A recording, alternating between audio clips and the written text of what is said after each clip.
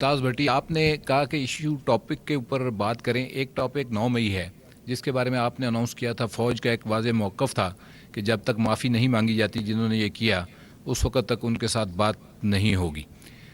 बड़े बड़े एंकर ये खबरें दे रहे हैं कि कोई गैर सियासी लोग जो है वो बातचीत कर रहे हैं उस जमात के सरबराह के साथ जो कि 9 मई में मुलव्वस थी, और कोई डील की बातें हो रही हैं। इस पे लेटेस्ट अपडेट क्या है? क्या फ़ौज ने अपना कोई मौक़िफ़ नरम किया है? क्योंकि दूसरी तरफ से भी स्टेटमेंट्स जो है ना वो कोई मिली जुली आ रही हैं, कोई नरम स्टेटमेंट्स दूसरी तरफ से भी आ रही हैं जो कि ये ज़ाहिर करती हैं कि उन्होंने अपने मौक़िफ़ में कुछ नरमी पैदा की है।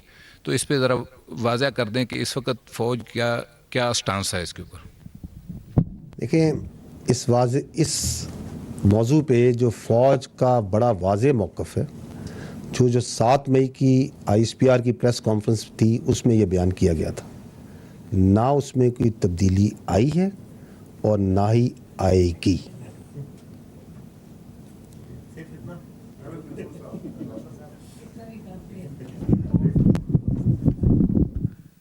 Ahmad Mansoor, special correspondent 24 news.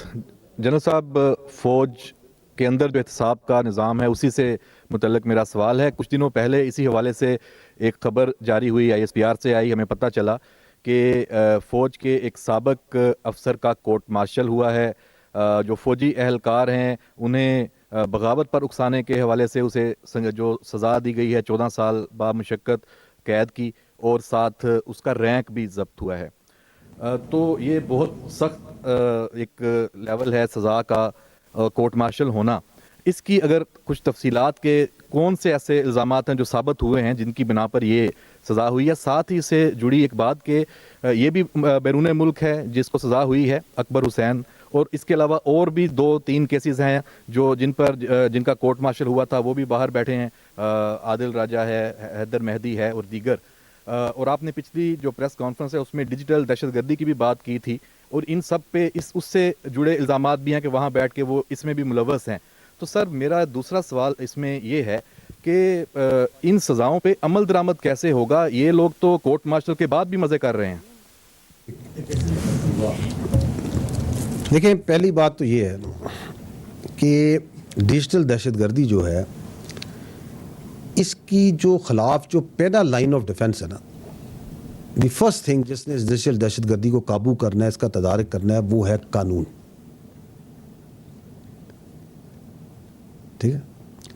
Unfortunately आपके सामने है कि जो झूठ है, प्रोपेगेंडा है, मीडिया में भी किसी हद तक, लेकिन बहुत हद तक सोशल मीडिया में ये बहुत ज़्यादा किया जाता है। फेक न्यूज़ डाली जाती हैं, गलत तस्वीरें डाली जाती हैं, डॉक्टर्ड इमेजेस डाले जाते हैं, आवाम के जहन में कन्फ्यूजन डाली जाती है, सबके सामने हो रहा है। गलत बातचीत की जाती है, खुल के गलत बातचीत करते हैं, झूठ बोलते हैं। लेकिन कानून उसके अगेंस्ट अपना रास्ता उस तरह नहीं बना रहा जिस तरह इसको बनाना चाहिए। ताहम जो अफवाज पाकिस्तान है वो इस मामले को बहुत सीरियस लेती।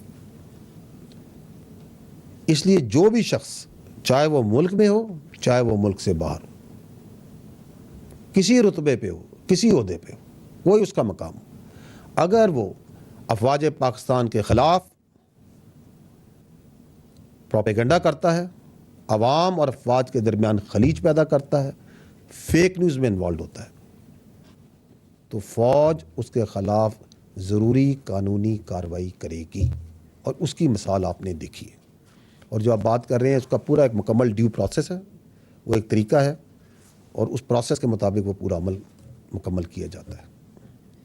और ये जो डिजिटल दहशतगर्द बाहर बैठ के बातचीत करते हैं, मैं इनको बदकिस्मत ही कहूँगा, क्योंकि ये वो बदकिस्मत बेज़मीर लोग हैं जो चंद पैसों की खातिर अपनी रियासत, अपने इदारों और अपने अवाम के ख़िलाफ़ प्रोपेगेंडा करते हैं। के ऊपर उसकी तनकीद शिद्दत पैदा हो गई है, और वहाँ के जो एंकर्स हैं, यूट्यूबर्स हैं और उनकी जो लॉबीज़ हैं, उनकी तनकीद का महवर मरकज़ पाक फ़ौज बन चुकी है। हुकूमत तो इस कैंपेन को नाकाम बनाने में कामयाब नहीं हो सकी, बेबस नज़र आ रही है।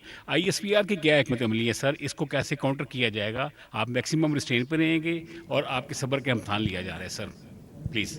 ठीक।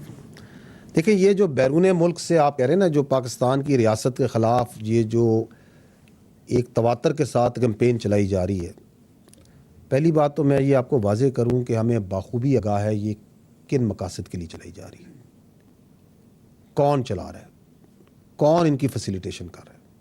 ہمیں یہ بھی بخوبی معلوم ہے کہ بیرون ملک وہ کون سے ریاستی اور غیر ریاستی عناصر ہیں جو اس کمپین کو پرولیفریٹ کرتے ہیں، اس کو چلاتے ہیں، اس کی مدد کرتے ہیں۔ آپ نے تو کچھ ایک دو واقعات کا ذکر کیا. I'll just give you an idea to have you to make you understand the enormity of this issue. جنوری سے لے کے آج تک اس سال 2007 مہینے تقریباً اس میں صرف فورن پرنٹ میڈیا میں ایک محتاط اعداد و شمار کے مطابق 127 ایسے مضامین اور آرٹیکل لکھے جا چکے ہیں جن کا مقصد پاکستان میں مایوسی پھیلانا، انتشار پھیلانا اور ایک مخصوص سیاسی ایجنڈے کو پروموٹ کرنا ہے۔ 127 یہ میں صرف بات کر رہا ہوں بین الاقوامی فورن پرنٹ میڈیا کی۔ آپ اس سے سائڈ پہ آ جائیں، جو سوشل میڈیا وہاں سے کام کر رہا ہے وہ آپ مجھ سے بہتر جانتے ہیں، جو بیرون ملک سے بیٹھ کے پاکستان کے اندر جو انتشار پھیلانے کے لیے، پروپیگنڈا کرنے کے لیے جو وہاں پہ ایکٹیو ہوا ہے۔ اس کے علاوہ جو پولیٹیکل لابنگ کی جاتی ہے، جو ملاقاتیں کی جاتی ہیں، سرکاری دوروں پہ احتجاج کرائے جاتے ہیں، سفارت خانوں کے سامنے احتجاج کرائے جاتے ہیں، آپ کے خیال میں یہ ایسے ہی ہوئی جا رہا ہے؟ اس کے پیچھے پوری کوآرڈینیٹڈ سوچ اور بہت پیسہ لگایا جا رہا ہے اس پہ۔ لابنگ فرمز ہائر کی جاتی ہیں، ان پہ ہی پیسہ لگایا جاتا ہے اور ایک بیانیہ بنایا جاتا ہے مایوسی کا، انتشار کا، حالات بے قابو ہو گئے، اور ایک مخصوص سیاسی پروپیگنڈے کو اٹھایا جاتا ہے۔ یہ جتنی ایفرٹ کی جا رہی ہے، چاہے وہ انٹلیکچولی کی جاتی ہے، کوآرڈینیشن میں کی جاتی ہے، پیسہ لگا کے کی جاتی ہے، میں تو یہ کہتا ہوں کہ کاش یہ بیانیہ، یہ پوری ایفرٹ یہ کرتے کہ یہ بتانے کے لیے لوگوں کو کہ غزہ اور فلسطین میں کتنا جینوسائیڈ ہو رہا ہے مسلمانوں کا، معصوم بچوں کو قتل کیا جا رہا ہے، اس کے لیے بیانیہ بنانے پہ یہ پیسہ لگاتے اور یہ محنت کرتے، یہ پیسہ لگاتے، یہ بیانیہ بناتے۔ آج ہم 5 اگست کو کھڑے ہیں کہ 70 سال سے اوپر ہو گئے ہیں اور کشمیر میں ہمارے بہنوں بھائیوں کا کیسے استحصال کیا جا رہا ہے۔ 10 لاکھ سے زائد فوج وہاں بیٹھی ہے، کس طرح بچوں کو، بچیوں کو، بوڑھوں کو، غریبوں کو ہراساں کر رہی ہے، اس کا بیانیہ بناتے۔ یہ پوری محنت کریں، اگر اتنی ہی پیسہ ہے، اتنی ہی کوآرڈینیشن ہے، اتنی ہی ایکسیس ہے، تو یہ محنت کریں بیانیہ بنانے کے لیے ایک رائزنگ پاکستان کے لیے، کہ یہ پاکستان ہے، اس کا یہ پوٹینشل ہے، یہ اس کا مقام ہے۔ لیکن نہیں، وہاں بیانیہ یہ نہیں بنایا جا رہا، وہاں بیانیہ بنایا جا رہا ہے، پیسہ لگایا جا رہا ہے کہ پاکستان کی معیشت کی مدد نہ کی جائے۔ وہ لوگ، وہ ادارے، وہ عناصر جو کہ غزہ میں فلسطین کے جینوسائیڈ پہ خاموش ہیں، ان سے پاکستان میں ہیومن رائٹس کا بیانیہ بنایا جا رہا ہے اور اس پہ پیسہ لگایا جا رہا ہے۔ یہ آپ کے سامنے ہے یا نہیں؟ آپ سے میں سوال کرتا ہوں، یہ بتائیں یہ پیسہ کہاں سے آ رہا ہے؟ کتنی خطیر رقم لگ رہی ہوگی اس پہ؟ لگ رہی ہوگی یا نہیں لگ رہی ہوگی؟ آپ کے خیال میں یہ سب والنٹیرلی ایسے ہی پیسہ لگائی جا رہا ہے؟ اگر آپ ایسا سمجھتے ہیں کہ یہ سب کچھ خود ہو رہا ہے، اس کے پیچھے کوئی کوآرڈینیشن نہیں ہے، تو you are being a bit too naive. In fact بلکہ وہ کیا، وہ انگریزی میں کیا کہتے ہیں کہ دیر از نو فری لنچ۔ تو جو یہ سپانسرز ہیں جو بیرون ملک بیٹھ کے اس پورے سوشل میڈیا کے، اس پرنٹ میڈیا کے، اس الیکٹرانک میڈیا کے، اس ملاقاتوں کے، ان پروٹیسٹ کے، اس پورے بیانیوں کو لے کے چل رہے ہیں اور اس کو سپانسر کر رہے ہیں، وہ کوئی نہ کوئی قیمت تو اس کی مانگیں گے۔ اور وہ قیمت ہے انتشار. وہ قیمت وہ مانگتے ہیں کہ پاکستان میں ہمیں انتشار چاہیے، کیونکہ پاکستان میں جو انتشار ہے اس کے اندر ان کے فائدے ہیں. میں یہ واضح کرنا چاہتا ہوں